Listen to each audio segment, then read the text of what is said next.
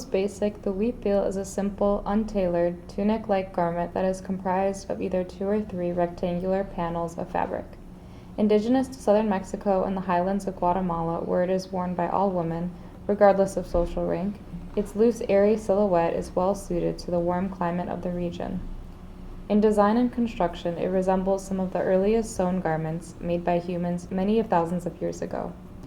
However, its simple appearance belies a rich history and craft culture that has persisted in the face of conquest, colonization, and more recently, globalization. The history of the huipil can be traced back to more than 2,000 years, or long before the Spanish conquest of the Aztec Empire in the 16th century. The huipil has extraordinarily deep ties to Mayan cultural identity and is perhaps one of the most enduring sartorial icons of Central American indigeneity and femininity. Both worn and woven by women, the huipil is also closely associated with family and village life, where hyper-local weaving traditions are passed down along matrilineal lines.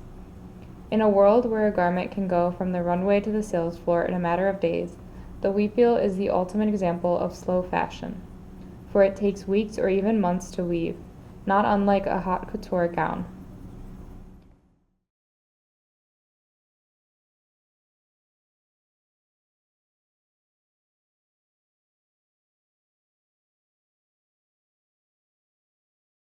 Comprised of a section of huipiles from Columbia's Fashion Study Collection, an archive of 6,000 items of global dress dating from 18,000 to the present. The huipil, Art and Object, explores the history, heritage, and artistry of the huipil, as well as the central role that women have played in preserving and promoting Mayan weaving traditions both locally and abroad. Most traditional huipiles are made from textiles that are woven on a backstrap loom.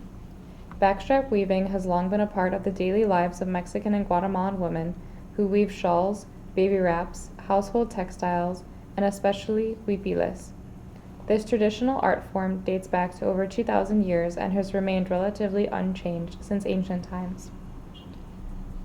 According to the Sam Mobile Museum at the University of Oklahoma, the design of the backstrap loom is deceptively simple. A traditional backstrap loom will be made up of up to 7 handmade dowel sticks, around which warp threads are wrapped. The top dowel is tied to a pole or tree, and the bottom dowel is attached by a strap to the weaver's waist, which creates tension on the warp threads.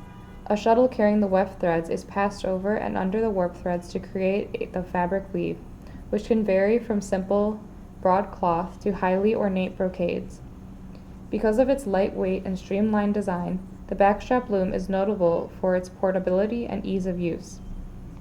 While backstrap weaving has been practiced all over the world, from Asia to Scandinavia and even amongst the native North American tribes, every community has its own style and approach. In the Guatemalan highlands, for instance, the traditional practice of backstrap weaving is taught to little girls starting around the age of 8, so that by the time they reach adolescence, they will have mastered the craft. Different from the more expensive and cumbersome treadle loom, the backstrap loom permits the weaver to work virtually anywhere. And while treadle looms are faster, on a backstrap loom the weaver can create a variety of designs by brocading patterns and symbols directly into the fabric. In Guatemala, communities have come to be recognized by their unique weaving styles and traditions. These weaving techniques have come to serve as a symbol of each community and a record of its traditional beliefs and aesthetic preferences. In our exhibition, we focused on distinguishing iconography found in huipiles that were donated to the Fashion Study Collection. Though simple in design, one glance at our exhibition quickly reveals that huipiles are rich in iconography. And although design motifs like zigzags and starbursts might be familiar to many viewers, as we found throughout the course of our research, these seemingly familiar designs are symbols of steeped in social, cultural, and spiritual significance. Even more interestingly, the meaning of these symbols, while repeated across different huipiles, can change and shift between cultures and across regions. Because of this, it is possible to almost read a huipil like a text. A main goal of our research was to try to locate where each huipil was woven. Symbols, designs, and color palettes gave us helpful hints as to where they came from, and in some cases where they were worn.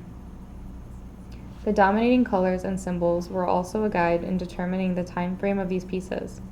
Through the process of decoding the huipiles, we learned more about the social significance of these extraordinary garments and came to admire the time that was spent on weaving these intricate designs. Seen in numerous examples on display in our exhibition, the use of velvet trimming on the hemline is a perfect example of how colonization affected the production and distribution of the huipiles across the country. This style replaced the traditional embroidery hemlines in the 1830s, when Spain continued to influence the cultures across South America, bringing with them some of the world's finest velvet textiles. Each individual community has specific ways of identifying the huipil weave based on the design and color. These weaving techniques are a reflection of each community and their traditional beliefs. At times, street market vendors will pass door to door to find women willing to sell their handmade huipiles for low costs. Women who are in need of cash will sell their huipiles in order to get what they can to provide for their families, even if the prices of the vendors are offering are significantly low.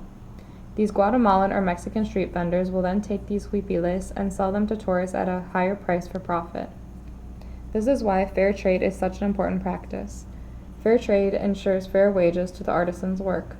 Many times, these handmade goods, such as huipiles, made by Mexican or Guatemalan women, are sold in other countries where they can afford to be sold for the worth of their labor, such as in America, and then the profits are sent back directly to the artisans who make the garment, ensuring they receive their fair wage.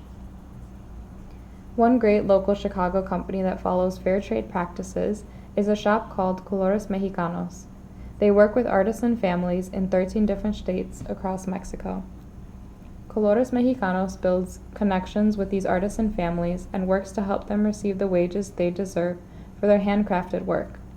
Huipiles of all different colors that represent various Mexican regions are sold in the store.